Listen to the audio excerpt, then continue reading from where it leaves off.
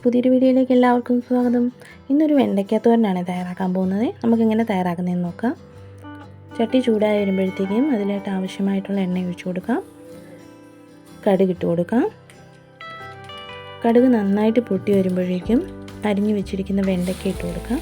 വെണ്ടയ്ക്ക ഞാൻ ചെറുതായിട്ട് അരിഞ്ഞാണ് എടുത്തിരിക്കുന്നത്, 4 കീറിയാണ് അരിഞ്ഞിരിക്കുന്നത്. ഇതിലോട്ടൊരു സവാളയും 2 പച്ചമുളകും ചേർത്തിട്ടുണ്ട്.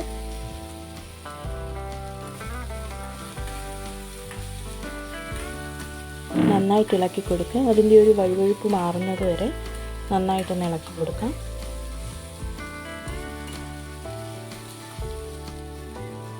ഇതിനിടയ്ക്ക് നിങ്ങൾ ഇതുവരെ ഈ ചാനൽ സബ്സ്ക്രൈബ് ചെയ്തിട്ടില്ലെങ്കിൽ പ്ലീസ് സബ്സ്ക്രൈബ് ചെയ്യുക. തോരന് ആവശ്യമായിട്ടുള്ള ഉപ്പ് ചേർത്ത് കൊടുക്കാം.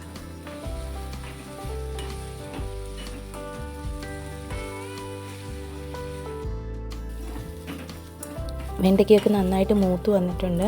ആ വഴുവഴുപ്പൊക്കെ മാറി വന്നിട്ടുണ്ട്. നമുക്കിനി ഇതിലേക്ക് അരപ്പ് ചേർത്ത് കൊടുക്കാം.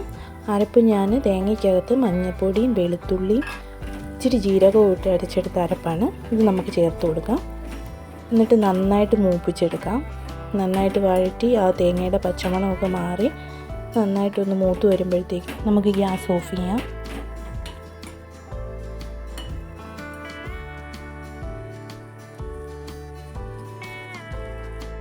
തോരൻ റെഡി ആയിട്ടുണ്ട്. തേങ്ങയൊക്കെ നന്നായിട്ട് മൂത്ത് വന്നിട്ടുണ്ട്.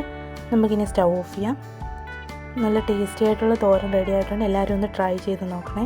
വീഡിയോ ഇഷ്ടപ്പെട്ടെങ്കിൽ ലൈക്ക് ചെയ്യാനും ഷെയർ ചെയ്യാനും സബ്സ്ക്രൈബ് ചെയ്യാനും മറക്കല്ല. പുതിയൊരു വീഡിയോ ആയിട്ട് കാണുന്നവരേക്കും ബൈ.